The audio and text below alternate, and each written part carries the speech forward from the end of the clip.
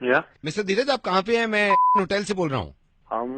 हम अभी माल रोड घूम रहे हैं। मिस्टर धीरज, मैं आपसे कंफर्म करना चाह रहा था, अभी आप शिमला अभी तो रुकेंगे ना? अब हाँ भैया, अभी तो 3 दिन का स्टे है, नहीं, मैं रुकेंगे आपसे बिल्कुल। नहीं, मैं आपसे ये पूछ रहा था नहीं मैं आपसे ये पूछ रहा था, आप रात को वापस आएंगे क्या? होटल में स्टे करेंगे? रात को वहीं रुकूंगा होटल में, मैंने अभी चेकआउट थोड़ी ना किया है। यार, मैं वो रूम नंबर 422 में है ना आपका? हाँ हाँ, 422 में ही हूँ। एक सेकंड रुकिए, इधर आ। सुन, अब वो कह रहे हैं रात में होटल में आकर रुकेंगे, क्यों नहीं तूने रजाइयां धोके रखी? Sorry sir. क्या नहीं, क्या क्या, क्या क्या हो गया? सॉरी? अब मैं उनसे बात करूं, उनसे लड़ूं मैं? हेलो। ये सर हाउस कीपिंग का बंदा है हमारे होटल का।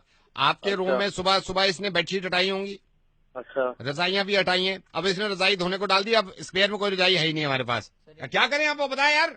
सर एक दिन के लिए बोल दो, अगर बिना रजाई की हो जाए तो। एक दिन के लिए बोल दो सर, एक दिन आप बिना रजाई के एक रात आप फैमिली के साथ स्टे कर लेना, मैं इसको कल मैं इसकी क्लास लगाऊंगा। पागल हो गया क्या तुम? क्या घर में मारेगा क्या मैं? नहीं तो सर, एक रात की बात है, सिर्फ एक रात की बात है। ठंड भी तो देख कितनी हो रही है, एक रात की बात है, बिना रजाई के कैसे रुकेंगे? बस सर यहीं पे आप रुकिएगा प्लीज। क्या नाम है आपका? अरे मेरा नाम तो अपना बाद में बताऊंगा, तू कौन बोल रहा है? मेरा बोलना बहुत जरूरी है, आप सिर्फ सुनिएगा सर। मैं आपको अब क्लियरली बताता हूँ सर, मैं रेडियो मिर्ची से नवेद बोल रहा हूँ। ना मैं आपको परेशान करना चाह रहा था, ना मैं आपका ज्यादा वक्त लेना चाह रहा था। धीरज, आप सिर्फ 1 मिनट के लिए मेरी बात सुनिएगा, और मैं आपके जरिए कुछ हिंदुस्तान को ही नहीं बल्कि पूरी दुनिया को ही बताना चाह रहा हूँ। मैं लोगों को समझाने की कोशिश कर रहा था, तो सोचा कि कैसे समझाऊं, फिर मुझे पता चला कि आप हाल फिलहाल में शिमला में हैं, घूमने गए हुए हैं।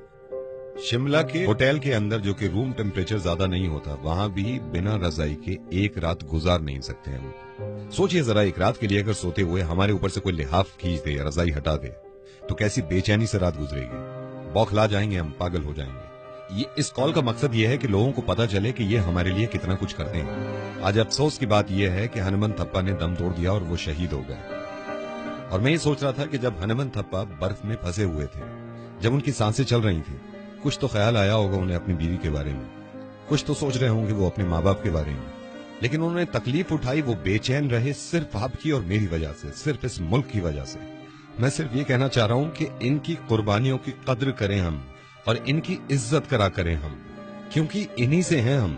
सही कहा नावेद। इत्तेफाक से हमारी दिल्ली में ज्यादा ठंड पड़ी नहीं है, उसके बावजूद रात को 1 बजे आप अपनी गाड़ी से निकले, अपना शीशा नीचे करके सिर्फ अपना हाथ बाहर निकालिएगा, तो आपको एहसास होगा कि एक इंसान अपनी मुल्क के खातिर, अपने लोगों के खातिर बर्फ के नीचे दब जाता है, मुल्क के लिए शहीद हो जाता है। ये सोचिए जरा, आपके बच्चे अगर थोड़ी देर के लिए स्वेटर पहने बिना, जैकेट पहने बिना आंगन में निकल जाएं, कहीं बाहर सड़क पे चले जाएं, तो कितना घबरा जाते हैं हम, फौरन चिपटा लेते हैं कि ठंड है। जब तक हनुमंत थप्पा 6 दिन तक नहीं मिले थे, क्या गुजर रही होगी इनकी माँ पे, क्योंकि उनको मालूम था कि वो बर्फ में। और प्लीज, ये मेरी आपसे गुजारिश है, मैं इस तरह कहता नहीं हूं, कि इस मैसेज को आप दूसरों तक जरूर पहुंचाइएगा। हो सकता है कि शायद उनकी नजर में और ज्यादा इज्जत बढ़ जाए, जो लोग नहीं समझते कि हमारे जवानों की कितनी कुर्बानियां हैं हमारे लिए। हम सब शुक्रगुजार हैं हनुमंत थप्पा के और बाकी उन सारे जवानों के जो अब भी ठंड में हमारी वजह से पहरा दे रहे हैं। और सलाम है उन माँ बापों को जो अपने बच्चों को आर्मी में भेजते हैं, अपनी वजह से नहीं, अपने मुल्क की वजह से। धीरज, बहुत बहुत शुक्रिया ये बात सुनने के लिए, और सिर्फ आपको ही नहीं सुनानी थी, अब जितने लोग ये सुन रहे हैं इन तक पहुंचानी थी, और आपकी जिम्मेदारी है कि आप दूसरों तक पहुंचाएं ये बात, प्लीज। मैं सलूट करता हूँ हनुमंत थप्पा को, जिसने हम लोगों की वजह से अपनी जान दे दी और शहीद हो गया, और उनके साथ उन बाकी सोल्जर्स को भी जो उनके शहीद हुए।